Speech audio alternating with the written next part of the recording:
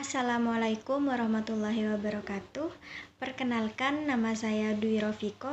Di sini saya akan menjelaskan secara singkat materi yang telah saya dapatkan dari mengikuti kegiatan Makesta di PKPT IPNU, IPPNU, STKIP, PGRI Bangkalan. Materi pertama yang akan saya jelaskan ialah keaswajaan. Aswaja sendiri merupakan singkatan dari Ahlus Sunnah wal Jamaah. Sedangkan Ahlus Sunnah wal Jamaah terbentuk dari 3 kata. Yang pertama ahlul, yang kedua al-sunnah, dan yang ketiga al-jamaah. Kata ahlul memiliki beberapa makna, diantaranya adalah keluarga, penganut, penguasa, atau orang yang telah menetap di suatu tempat. Sedangkan kata al-sunnah secara bahasa bermakna jalan, baik itu yang diridhoi oleh Allah maupun yang tidak. Sedangkan kata al-jamaah secara bahasa merupakan sekumpulan apa saja yang jumlahnya itu banyak. Berdasarkan pengertian dari 3 kata tersebut, dapat diambil kesimpulan bahwa aswaja merupakan kumpulan orang-orang yang mengikuti jalan yang terpuji dengan jumlah yang banyak. Adapun pilar aswaja itu ada 3. Yang pertama bidang fikih, yang kedua bidang tauhid, dan yang ketiga bidang tasawuf.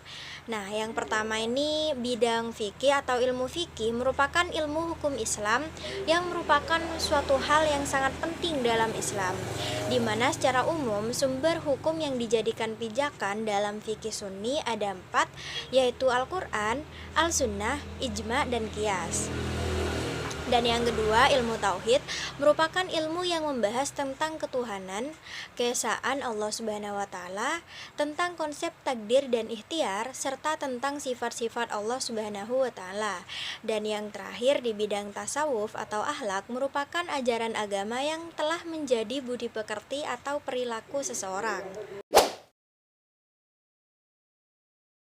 Kondisi ekonomi masyarakat yang lemah dan munculnya gerakan Wahabi yang pada saat itu ingin mencoba menyebarkan ajarannya di tanah air merupakan kejadian yang melatar belakangi lahirnya NU.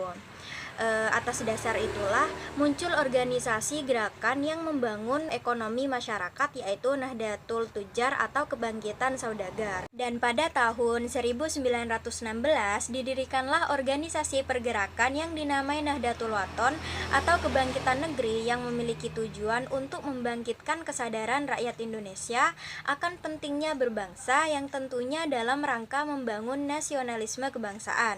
Mencermati perkembangan dunia yang semakin kompleks, maka pada tahun 1919 Kiai Wahab mendirikan Tazwirul Afkar. Persoalan menjadi genting ketika ada aliran baru yang hanya memberlakukan satu aliran, yakni Wahabi yang puritan dan eksklusif. Sementara mazhab Hanafi, Maliki, Syafi'i, dan Hambali yang selama ini hidup berdampingan di tanah suci itu tidak diperkenankan lagi diajarkan dan diamalkan di tanah suci. Anehnya, kelompok modernis di Indonesia justru setuju dengan paham Wahabi.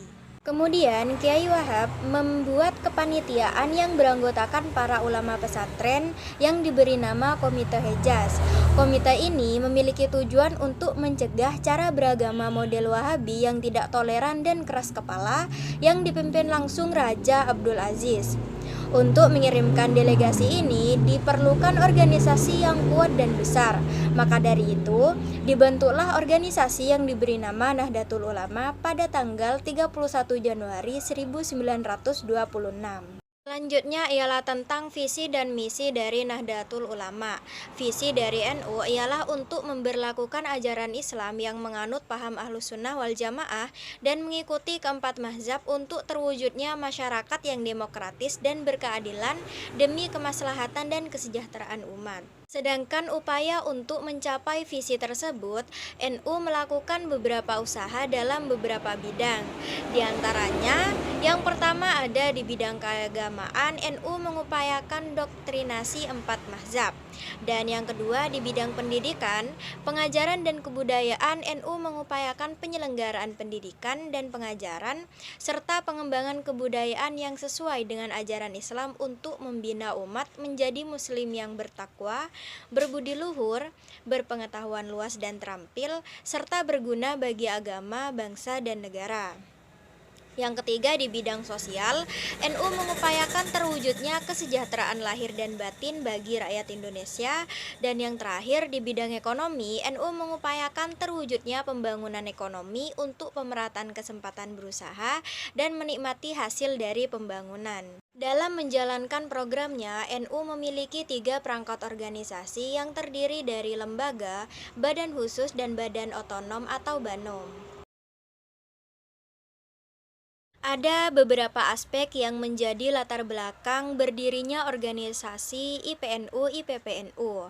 Yang pertama dilihat dari aspek ideologis, di mana masyarakat Indonesia mayoritas itu beragama Islam dan berhaluan Ahlussunnah wal Jamaah. Sehingga untuk melestarikan paham tersebut dibutuhkan kader-kader penerus yang nantinya mampu mengkoordinasi, mengamalkan, dan mempertahankan paham tersebut di dalam bermasyarakat, berbangsa, bernegara, dan beragama. Dan yang kedua dari aspek pedagogis atau dari aspek pendidikan, di mana adanya keinginan untuk menjembatani kesenjangan di antara pelajar umum dan pelajar dari pesantren. Dan yang terakhir dari aspek sosiologis, adanya persamaan tujuan, kesadaran, dan keikhlasan akan pentingnya satu wadah dan pembinaan bagi generasi penerus para ulama dan penerus perjuangan bangsa. Gagasan untuk menyatukan langkah tersebut terdapat dalam Muktamar Ma'arif pada tanggal 20 Jumadil Akhir 1373 Hijriah, bertepatan pada tanggal 24 Februari 1954 di Semarang. Usulan ini dipelopori oleh pelajar-pelajar dari Yogyakarta, Solo, dan Semarang yang diwakili oleh Sofyan Holil, Abdul Ghani Farida, Mustahal Ahmad, Maskup, dan Tolhah Mansur. Muktamar menerima usulan tersebut dengan suara bulat dan mufakat sehingga dilahirkan oleh suatu organisasi yang bernama IPNU atau Ikatan Pelajar Nahdlatul Ulama dengan ketua M. Tolhah Mansur, serta pada tanggal itu juga ditetapkan hari lahir IPNU. Kemudian IPNU mengadakan kongres pertama di Malang, yakni pada tanggal 28 Februari hingga 3 Maret 1955. Bersamaan itu pula di Solo terbentuklah Ikatan Pelajar Putri Nahdlatul Ulama atau IPPNU pada tanggal 2 Maret 1955.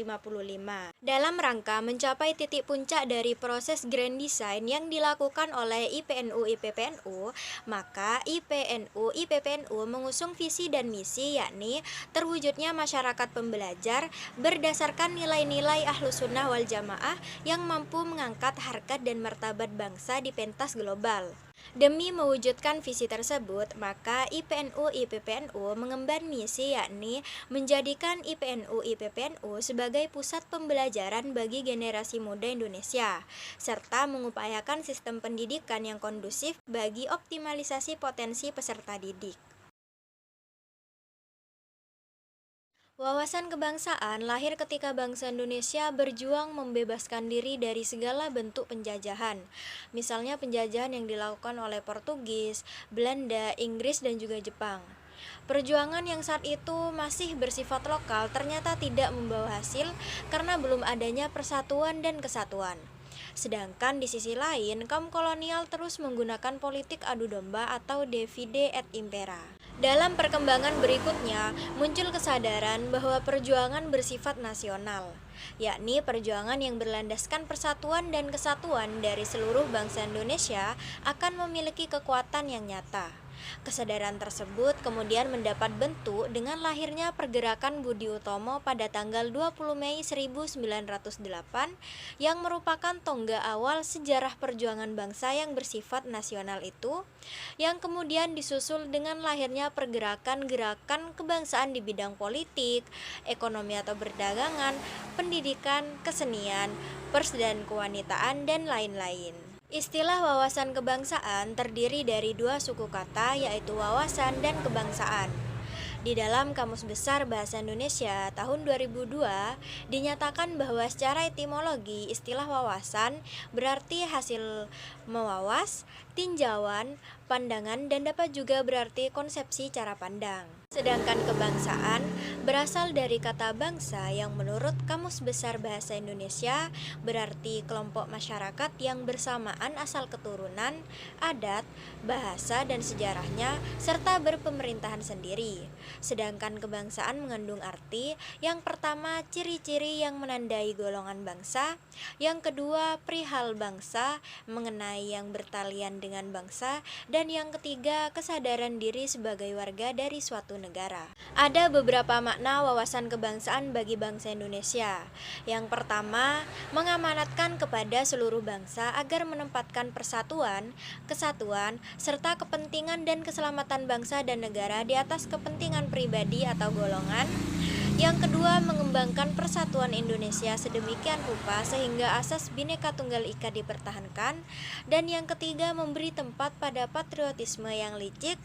Dan yang keempat, dengan wawasan kebangsaan yang dilandasi oleh pandangan hidup Pancasila, bangsa Indonesia telah berhasil merintis jalan menjalani misinya di tengah tata kehidupan di dunia. Asas wawasan kebangsaan merupakan ketentuan-ketentuan dasar yang harus dipatuhi, dipelihara, ditaati, dan diciptakan agar terwujud demi tetap taat dan setianya unsur atau komponen pembentuk bangsa Indonesia, baik itu golongan atau suku, terhadap kesepakatan atau komitmen bersama. Asas wawasan kebangsaan terdiri dari 6 hal pokok. Yang pertama, kepentingan atau tujuan yang sama.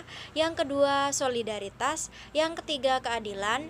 Yang keempat, kerjasama. Yang kelima, kejujuran. Dan yang keenam, kesetiaan terhadap kesepakatan. Sebagai basis acuan dalam merumuskan konsep pendidikan karakter dalam Islam, terdapat dalam Quran Surat Ar-Rum ayat 30.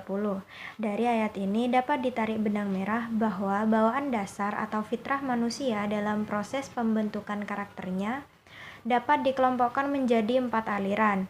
Yang pertama ada fatalis pasif, yang kedua netral pasif, yang ketiga positif aktif, dan yang terakhir adalah dualis aktif. Karakter manusia dapat dibentuk sejak dari usia dini, dapat diajarkan secara sistematis dalam model pendidikan yang holistik.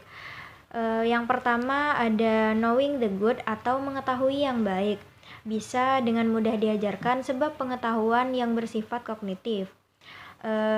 Misalnya mengajarkan yang baik, adil, dan bernilai berarti memberikan pemahaman dengan jernih kepada pembelajar apa itu kebaikan, keadilan, kejujuran, toleransi, nilai, dan sebagainya. Yang kedua, feeling and loving the good, yakni bagaimana merasakan dan mencintai kebaikan menjadi power dan engine yang bisa membuat orang senantiasa mau berbuat kebaikan, sehingga tumbuh kesadaran bahwa orang mau melakukan perilaku kebaikan karena dia cinta dengan perilaku tersebut. Yang ketiga, acting the good atau tindakan kebaikan.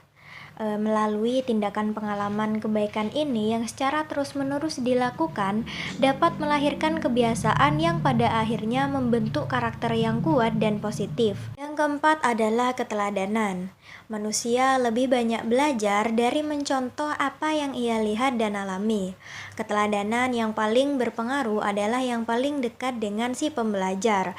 Misalnya orang tua, karib kerabat, pimpinan masyarakat, atau siapapun yang sering berhubungan dengan pembelajar, terutama idola pembelajar, sangat menentukan proses pembentukan dari karakter tersebut. Yang terakhir adalah taubat, di mana hakikatnya taubat ialah kembali kepada Allah setelah melakukan kesalahan di dalam hidup.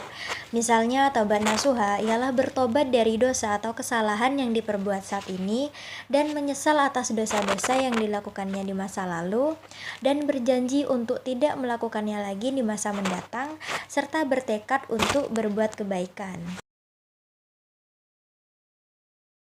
Organisasi merupakan wadah serta proses kerjasama sejumlah manusia yang terkait di dalam hubungan formal dalam rangkaian hierarki untuk mencapai tujuan yang ditentukan. Adapun fungsi dari organisasi ada dua macam. Yang pertama sebagai sarana komunikasi antar manusia atau human relation, dan yang kedua sebagai alat untuk mencapai tujuan bersama. Prinsip organisasi merupakan suatu hal yang sangat penting untuk diketahui dan dilakukan. Ibarat rumah, prinsip merupakan tiangnya. Ada 8 prinsip dari organisasi yang perlu diketahui. Yang pertama, memiliki tujuan atau rumusan yang jelas. Yang kedua, setiap anggota memahami dan menerima tujuan tersebut. Yang ketiga, adanya kesatuan arah. Yang keempat, adanya suatu perintah atau komando. Yang kelima, adanya keseimbangan antara wewenang dan tanggung jawab dari masing-masing anggota. Yang keenam, adanya jaminan keamanan dalam bekerja. Yang ketujuh, adanya transportasi yang cukup. Dan yang terakhir, garis kekuasaan atau tanggung jawab serta hierarki tata kerjanya tergambar di dalam struktur organisasi. Kepemimpinan atau leadership merupakan suatu proses untuk mempengaruhi orang lain untuk mencapai tujuan yang telah ditetapkan, karena di sini pemimpin atau atasan memiliki wewenang untuk memimpin dalam mendelegasikan tugas. Gaya kepemimpinan ada tiga tipe. Yang pertama ada yang sifatnya memaksa, yang kedua terpimpin, dan yang ketiga bebas atau free rein atau partisipatif.